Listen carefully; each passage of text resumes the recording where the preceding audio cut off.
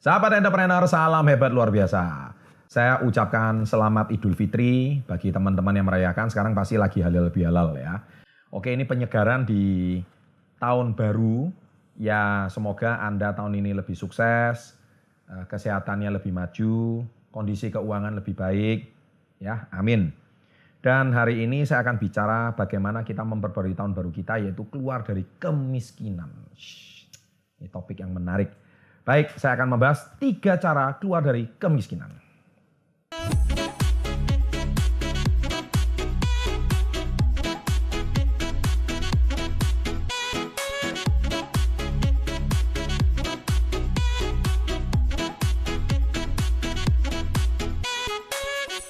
Nah, bicara soal kemiskinan ini memang masalah sensitif ya. Karena Indonesia saat ini memang data terbaru di tahun menurut Badan Pusat Statistik 2018 bulan Maret tercatat angka kemiskinan di Indonesia itu mencapai 9,82%. Sebetulnya ini angka yang tinggi-tinggi amat juga tidak. Apa kriteria orang miskin? Kriteria orang miskin itu artinya sandang, pangan, papan belum terpenuhi dengan cukup. Itu kriteria orang miskin. Tapi jumlahnya sudah di bawah 10% dan ini angka yang paling bagus setelah tahun 1999. Ya, jadi sebetulnya banyak orang yang sudah punya pekerjaan, minimal punya sandang, pangan, dan papan. Atau kalau dengan jumlah penduduk Indonesia sekarang sekitar 25 juta, 6. Jadi 25 juta 600 penduduk yang masih dikategorikan sandang, pangan, papan belum tercukupi. Nah, bagi Anda sahabat entrepreneur yang tidak tergolong ini, bagi saya sih, saya ucapkan selamat, congratulations. Sandang, pangan, papan Anda sudah terpenuhi, tetapi minimal hari ini saya bukan mau membahas bagaimana supaya Anda itu semua dari yang kondisinya sudah cukup, Anda bisa menjadi lebih baik lagi. Nah, saya hari ini mau berikan beberapa fakta tentang kata miskin. Jadi miskin itu sebetulnya bicara soal kondisi angka. Jadi tidak ada hari ini namanya miskin terus lama-lamanya miskin itu nggak ada. Ya. Termasuk juga tidak ada jaminan kaya, Anda selama-lamanya kaya itu juga tidak ada jaminan. Tetapi saya mau beritahu Anda satu fakta bahwa miskin dan kaya itu cuma masalah angka. Ya, ada angka yang Anda sebut dengan kata cukup. Ya, itu angka. Jadi apakah Anda dikatakan punya 1 miliar dikatakan kaya? Sedangkan Anda nggak punya 1 miliar dikatakan miskin? Ya nggak juga.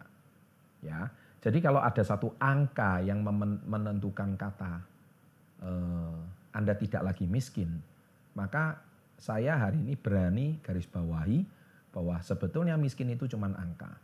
Saya mau berikan satu perumpamaan seperti ini. Orang yang punya gaji 1 juta aja 1 bulan, tapi dia masih bisa menabung 100 ribu. Itu menurut saya jauh lebih kaya dibandingkan orang yang gaji 10 juta 1 bulan, tapi setiap bulan dia minus 1 juta. Artinya penghasilannya bocor, dia nggak bisa nabung dan masih minus 1 juta. Menurut Anda, apakah orang ini tergolong siapa yang lebih kaya dan siapa yang lebih miskin? Menurut saya, orang yang gajinya 10 juta lebih miskin dibandingkan orang yang gaji 1 juta. Kok bisa Pak? Yaitu tadi, karena dia bisa saving 100 ribu. Nah, jadi kembali miskin dan kaya ini masalah angka. Ya, kalau saya mau lebih dalam, masalah mindset. Nah, jadi yang saya mau bahas ini adalah masalah mindsetnya. 3 cara keluar dari kemiskinan. Bukan masalah Anda hari ini tergolong di golongan 9,82% itu tadi. Tidak. Karena banyak orang yang mindsetnya betul, meskipun gajinya kecil, tapi dia bisa jauh lebih kaya raya dibandingkan orang yang gajinya besar. Ya, saya juga pernah lihat seorang manajer eksekutif gajinya 30 juta, tapi setiap bulan dia masih nunggak cicilan. Oh my goodness. Coba Anda lihat. 30 juta dan nunggak cicilan. Nunggak. Bisa Anda bayangkan. Ini apa masalahnya? Nah, inilah problem yang hari ini saya mau garis bawahi. Dengan Anda nonton video ini, Anda akan sadari ada yang salah dengan mindset Anda. Nah, cara keluar yang pertama adalah mulai sekarang Anda harus punya tabungan. Ya, jadi kesalahan yang pertama itu Anda nggak punya tabungan, harus punya tabungan. Inilah cara keluar dari kemiskinan. Tadi saya sudah kasih contoh yang pertama tentang orang yang bisa nabung 100.000 rupiah. Itu jauh lebih kaya dibandingkan dengan orang yang hari ini setiap bulan dia harus cari utangan 1 juta untuk menutupi cicilannya. Ya kan? Kita lihat di lingkungan kita. Pekerjaan baik. Ya kan? Gaji pasti. Kemudian pekerjaannya layak. Katanya manajer. Ya kan? Tapi kenapa setiap bulan bayar tagihan kartu kredit aja pembayaran minimum atau minimum payment. Dia nggak bisa lunasi semua full.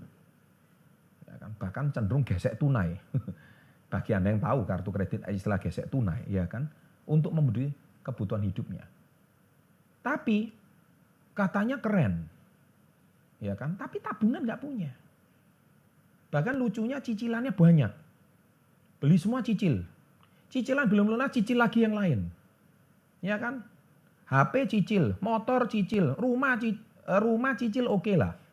Tapi itu belum lunas, cicil lagi yang baru. Jadi yang Anda beli itu bukan kebutuhan, tapi yang Anda beli itu adalah keinginan. Beda, kebutuhan sama keinginan itu beda. Anda butuh sandang, pangan, papan. Oke, itu kebutuhan. Kalau itu sudah cukup, selesai. Maka Anda pasti bisa nabung. Dengan gaji itu Anda bisa nabung. Loh ya pantas Pak, gaji 1 juta, hidup single sendiri. Kalau 30 juta anak 2 ya nggak cukup. Tidak pernah ada kata cukup. Ya kan? Kita lihat, kenapa tidak pernah ada kata cukup? Karena Anda kejar itu adalah keinginan. Kalau kita bicara keinginan, ya manusia itu inginnya banyak. Ya kan? Sudah punya handphone 1, maunya 2. Maunya 3. Sudah punya motor 1, maunya 5. Itu keinginannya banyak. Tapi yang basic, yang butuh, itu Anda penuhi. Ketika Anda sudah butuh, maka Anda pasti bisa sisihkan. Karena sekali lagi ingat, tidak pernah ada kata cukup bagi orang yang memenuhi keinginannya. Tulis itu di kolom komentar. Tidak pernah ada kata cukup ketika Anda mengejar keinginan. Tapi kalau Anda mengejar kebutuhan, pasti ada kata cukup. Loh Pak, berarti maksud Bapak membenarkan orang yang gaji 1 juta, bukan membenarkan 30 juta. Saya membenarkan bagi mereka yang 1 juta tapi bisa menabung, daripada 30 juta tapi nggak bisa menabung. Karena itu masalah disiplin. Dan saya percaya orang yang 1 juta ini keinginannya tidak banyak. Tapi dia penuhi kebutuhan. Sedangkan yang 30 juta ini keinginannya nggak pernah habis. Terus punya keinginan. Sehingga akhirnya di rumah terjadi barang-barang yang tidak perlu. Handphone yang tidak perlu. Ya kan, kebutuhan-kebutuhan tidak perlu. Mungkin kebutuhan apapun, baju, beli terus yang baru. Ya kan. Sedangkan di rumah itu bajunya masih bagus, baru dipakai sekali 2 kali, udah nggak dipakai gitu. Ya kan. Nah, dan yang kedua, problem orang-orang yang di nomor 2 ini adalah kenapa kok tidak bisa menabung? Itu karena selalu hidup dari apa kata orang lain.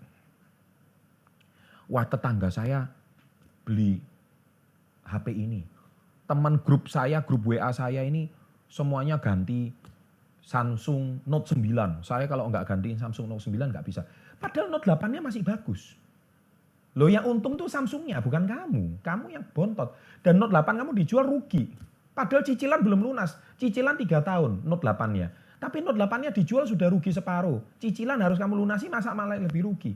Tapi gara-gara ingin dengar kata teman, dan itu akhirnya memenuhi ekspektasi teman. Padahal percaya sama saya, ketika kamu membeli handphone tersebut, Anda tidak sama sekali juga, gimana ya, akhirnya nggak pernah habis. Nah itulah sebabnya ini masalah mindset. Kalau saya lebih baik memilih untuk tidak bergaul. Kalau saya, karena apa? Karena ini hidup-hidup saya, gaji-gaji saya. Ketika semua cicilan stres dan lunas, akhirnya menjadi beban bagi hidup Anda. Yang menjadi problem adalah ketika Anda keluar dari garis ini, ya kan? Yang menanggung beban adalah keluarga Anda. Teman Anda sih nggak pusing gitu loh. Nah itu, ya ingat ya, ini satu problem yang harus kita atasi. Ya, nah poin yang kedua, yaitu cara keluar dari kemiskinan adalah catat pengeluaran. Nah, manusia ini malas mencatat. Karena dianggap, sepele uang parkir 2.000, ngapain harus saya catat. Hei, saya dulu uang parkir pun saya catat. Uang beli pulsa pun saya catat. Karena apa? Dengan saya mendisiplinkan mencatat uang saya ini posnya lari kemana. Saya tahu uang saya ini larinya kemana. Bahkan saya makan di luar, bukan makan di rumah, itu saya catat. Kebanyakan orang itu menyepelekan masalah mencatat pengeluaran. Kenapa? Karena dikira, ini uang cuma berapa sih? Gaji saya kan gede, berapa sih ini makan nasi pecel sekali, paling cuma sekian, nggak ada artinya. Nah, Anda menyepelekan hal yang kecil. Dan ingat, satu hari makan 3 kali. Itu kalau makanan yang pokok. Coba kalau Anda nongkrong sama teman, tambah lagi, tambah lagi, tambah lagi. Dan 1 bulan, 1 hari 3 kali, 1 bulan kali 30, itu sudah 90 hari. Dan akhirnya Anda habis. Berapapun uang yang ada di dompet, habis terus. Tonton video saya, kenapa uang Anda cepat habis. Nah ini dia. Salah satu problemnya adalah Anda menyepelekan masalah mencatat pengeluaran. Catat, setiap hari itu Anda lari kemana. Ketika Anda tahu Anda punya catatannya, Senin saya keluar uang sekian, Selasa saya keluar uang sekian, Rabu saya keluar uang sekian, Kamis saya keluar uang sekian. Semua ketika keluar, maka Anda, ini harus saya agak rem sedikit ini, karena pengeluarannya sudah mulai banyak. Nah itu Anda mendisiplinkan. Ya, jadi itu poin kedua, Anda bisa cara keluar dari kemiskinan. Sehingga Anda tahu berapa yang masih bisa disisihkan. Nah yang ketiga adalah pahami cara kerja uang. Sekali lagi saya sudah katakan, kaya dan miskin itu cuma masalah angka. Dan masalah rasa. Angka dan rasa. Kenapa? Ada orang merasa miskin. Padahal dia kaya. Dia nggak punya tanggungan apa-apa. Hutang lunas. Rumah ada, mobil ada. Tapi masih merasa miskin. Jadi saya sudah bilang, kaya dan miskin itu cuma masalah di angka sama rasa. Saya merasa miskin. Teman saya mobilnya keren. Kalau nggak punya Mercedes-Benz, nggak punya Fortuner, saya nggak diterima di kalangan. Nggak punya Lamborghini, saya nggak diterima. Nggak dicap kaya. Padahal mobilnya sudah pantas. Nah dia masih merasa miskin. Padahal dia kaya. Ketika dia hari ini beli mobil yang harinya, meskipun penghasilan dia belum mencukupi, dia membeli supaya terlihat kaya. Akhirnya ketika mobilnya dibeli, 2 tahun kemudian dijual harganya tinggal separuh. Miskin lagi. Ya kan, cicilannya nggak pernah ada habisnya. Sama. Dan ini terjadi di semua status sosial kalangan. Dan juga ada orang miskin tapi merasa kaya. Lah ini juga repot. Ya kan? Jadi ini masalahnya benar-benar sudah miskin, kondisi sudah minus tapi merasa masih kaya. Yang kaya merasa miskin, yang miskin merasa kaya. Jadi kaya dan miskin ini selain di angka juga di masalah rasa. Jadi ketika rasa ini Anda sudah hilang, Anda merasanya ini sudah hilang, trust me, definisi Anda keluar dari kemiskinan ini akan hilang terjadi. Saya ambil satu contoh, ketika Anda hari ini merasa diri Anda itu kaya, padahal Anda ini memang kondisinya udah minus. Cicilan belum lunas, ya kan? Kemudian rumah juga masih nyicil, mobil masih nyicil, tapi merasa kaya terus. Wah, tiap hari makanan di restoran terus, ya kan? Itu kan menurut saya tidak perlu ya. Karena kondisinya itu masih minus.